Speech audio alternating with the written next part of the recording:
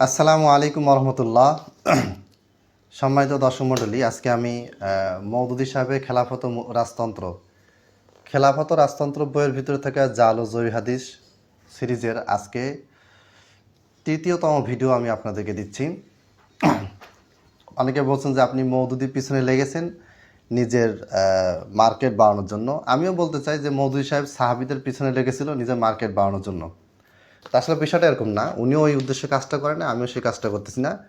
উনি যেহেতু সাহাবীদের বিরুদ্ধে অনেক আজে বাজে মন্তব্য করেছেন জাল জয়ী হাদিসের ভিত্তিতে, বর্ণনা ভিত্তিতে, আমার কাজ হচ্ছে আপনাদেরকে সতর্ক করা। আল্লাহ তাআলা মওদুদী সাহেবকে ক্ষমা করুন, আপনাদেরকে আমাদেরকে সঠিকটা বুঝে আমল করার তৌফিক দান করুন, আমিন।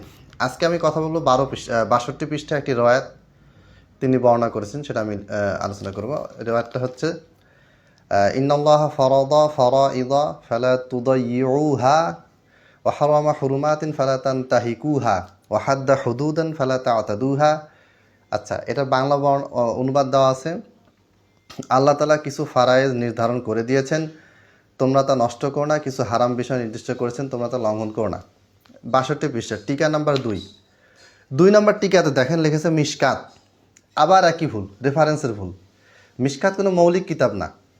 তার মানে বোঝা যাচ্ছে যে এই হাদিসগুলি এবং এই হাদিসগুলির সনদ মতন পুরোটাই মূল গ্রন্থে কেমন আছে এটা মওদুদী সাহেব কখনো চোখেও দেখেননি। মিশকাত দারে কুতনির উদ্ধৃতিতে বাবুল ইতিসাম বিল কিতাব আসুন্নাহ। দারে কুতনি এখানে মানে অনুবাদও যেভাবে হিসেবে বলতেছি। আচ্ছা, বাবুল ইতিসাম বিল কিতাব আসুন্নাহ, মেশকাতের লেখক তাবারানি, ইমাম দারা কুতনির উদ্ধৃতি এটা বলেছেন বলে লেখক উল্লেখ করেছেন। এবারে কানজুল উম্মাল, আবার এই কানজুল উম্মালের রেফারেন্স, কানজুল উম্মাল নিয়ে কথা বলছি গত ভিডিওতে। তো বোঝা যাচ্ছে যে মওদুদী সাহেব এই বইতে যেই বর্ণনাগুলো নিয়ে এসেছে এগুলির মতন সনদ, ফুল টেক্সট, ফুল সনদ এটা তিনি কখনো দেখেননি। যখন যেখানে যেই কিতাবে যা পেয়েছেন সেখান থেকে সেটা নিয়ে কপি করে দিয়ে দিয়েছেন।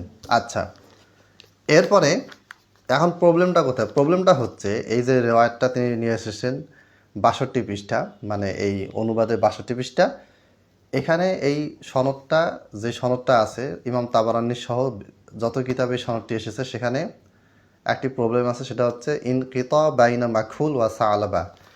অর্থাৎ ইমাম মাখুল আর তাবেঈ রাহিমাহুল্লাহ তিনি সালাবা হতে এটি বর্ণনা করেছেন, কিন্তু দুইজনের মাঝখানে ইনকিতা বা বিচ্ছিন্নতা রয়েছে। মাখুল সালাবার কাছ থেকে এই হাদিসটা শ্রবণ করেননি, তাহলে এটা সনদ দুর্বল। এখন আমি এটাকে দুর্বল সনদ বললাম, সমস্ত বর্বর মুহাদ্দিসরা দুর্বল বলেছেন। আলবানিও তার হিদায়াতুর রুয়াত ফি তাখরিজি আহাদিসিল মিশকাত, সেখানে তিনি এটাকে ওই ইনকিতা মুনকাতে বলেছেন, ইনকিতা আছে বলেছেন। যদি আপনাদের মনে হয় যে এটা সহি, তাহলে আপনারা দলিল দেন, কোনো অসুবিধা নেই, আমাকে বুঝিয়ে দেন, প্রমাণ দিয়ে দেন যে এখানে ইনকিতা হয়নি। আর যদি আপনারা প্রমাণ করতে না পারেন, আসে গালাগালি করেন, তাহলে বুঝতে হবে যে এটা আসলে দুর্বল রেওয়ায়ত, সেটা আপনারা মানতে পারছেন না, জাস্ট খালি মনের ক্ষোভ রাগ প্রকাশ করার জন্য একটু রাগারাগি উল্টাপাল্টা কমেন্ট করতেছেন। তাহলে আল্লাহ তাআলা আমাদেরকে জাল জয়ী হাদিস থেকে, যেই জাল জয়ী হাদিসের ভিত্তিতে উম্মত বিভক্ত হয়েছে, এই বিভক্ত হওয়া থেকে আল্লাহ তাআলা আমাদেরকে আবার ঐক্যের দিকে ফিরিয়ে দিবেন, এবং সেটা জাল জয়ী হাদিসকে বর্জন করার মাধ্যমে। যতদিন পর্যন্ত আপনি সহিটা মানবেন, আমি জয়ীটা মানব, ততদিন আপনার আমার ভিতরে ঐক্য হবে না। আজকে আপনারা মার্চ ফর গাজাতে দেখেছেন, অনেক কিছু দেখেছেন, আমি কিছু বলছি না, খেয়াল করে দেখবেন। আকিদা মানহাজের পার্থক্যটা এখানেও স্পষ্টভাবে দেখা গিয়েছে। ঠিক আছে, তো যাই হোক, সে বিষয়ে কথা বলছি না। ইনশাল্লাহ এর পরে আমরা আবারও খেলাফত রাজতন্ত্র বই থেকে অসংখ্য দুর্বল, বাতিল, বানোয়াট বর্ণনা আপনাদের সামনে পেশ করব।